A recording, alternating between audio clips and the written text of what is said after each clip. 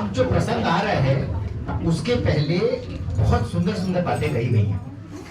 जब राम जी आते हैं और उनको सीता जी नहीं मिलती है तो वो द्रवित होकर रोने लगते हैं। वहां के पौधों से, पेड़ों से, फूलों से, पत्तियों से, पक्षियों से पूछने लगते हैं कि तुमने मेरी सीता को देखा है क्या? तुमने मेरी सीता को देखा है?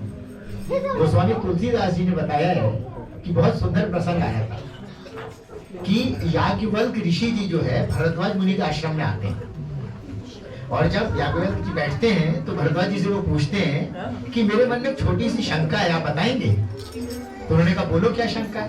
बोले वो कैसे भगवान थे? ऐसा भी भगवान होता है? वो तो रो रहे थे। ऐसी हम लोग कथा सुनते हैं कि वो तो रो रहे थे, तो ऐसा कोई भगवान होता है क्या कि वो रो रहा है, पेड़ पौधों से पूछ रहा है, उसको पता नहीं है कि कहाँ लेके गए सीता? तो याज्ञवल्क्य जी बोले इसका मतलब तुम राम कथा सुनना चाहते हो हमसे। और फिर उन्होंने उनको पूरी राम कथा सुनाई प्रयागराज में। जब वो थोड़ा और आगे बढ़ते हैं तो तीसरा जो बहुत मार्मिक प्रसंग है वो माता शबरी वाला आता है। एक तो जो माता शबरी का प्रसंग है वो बहुत महत्वपूर्ण है, लेकिन उससे जो हम लोग सीखने को मिलता है वो और भी ज्यादा महत्वपूर्ण है।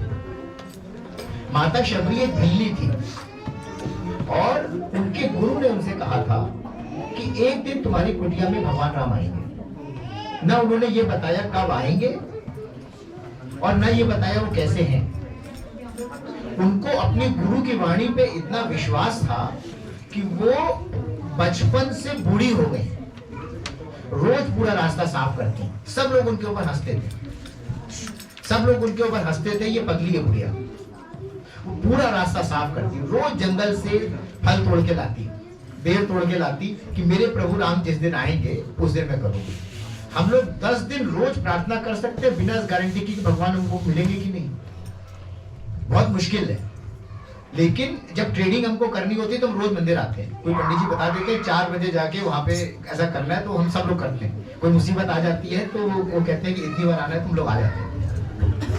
उनके मन में कोई कामना नहीं थी, उनको यह था कि मेरे गुरु ने ऐसा कहा है तो मुझे करना है। और जब उनके पास राम आए तो वो दृश्य जो है ये हमारे बच्चों ने तैयार करा है। अब हम लोग इस दृश्य को देखते हैं।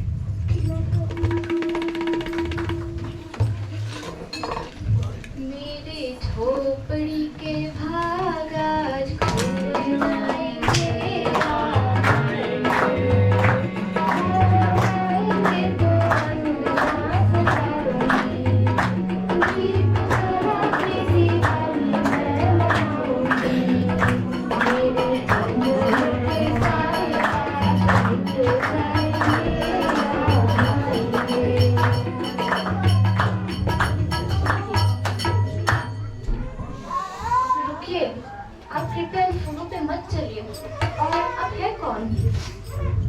शबरी के पास जाना चाहते हैं।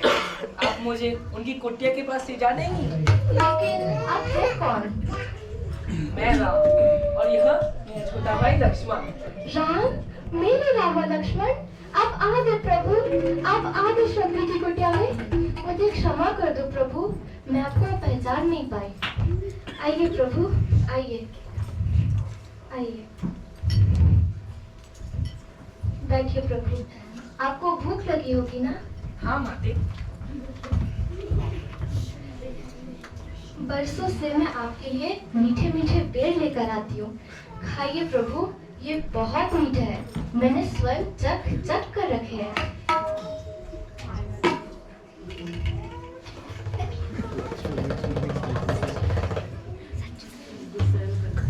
ऐसा लग रहा है कि माता कौशल्या अपने हाथों से खिला रही है।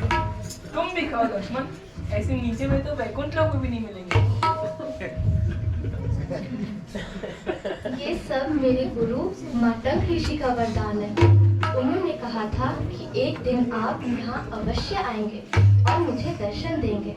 उन्होंने कहा था कि श्री राम अपनी पत्नी सीता की खोज में यहाँ आएंगे।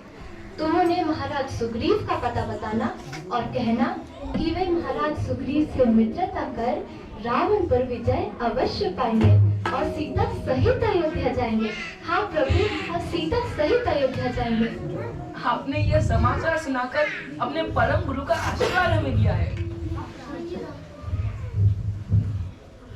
अब हमें जाने की आज्ञा दे देते। आज्ञा तो आपको उससे पहले मुझे देनी होगी प्रभु, और उससे भी पहले आपकी भक्ति और उसका ज्ञान मुझे प्रदान करें। जो मैंने अपने गुरुजनों से नवदा भक्ति सुनी है, वही मैं आपसे हृदय से कहता हूँ। संतों का सत्संग, गुरु की सेवा, राम कथा में प्रेम, राम के गुणों का गान, राम मंत्र में जाप और विश्वास, संतों का आचरण, जगत को राम में देखना और पराई में दोष ना देखना, सरलता और कपट रहित बर्ताव, इन नवों में से जिनकी एक भी भक्ति होती है वह मेरी कृपा पा जाते हैं।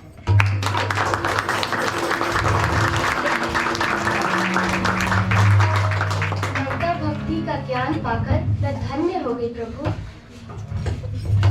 राम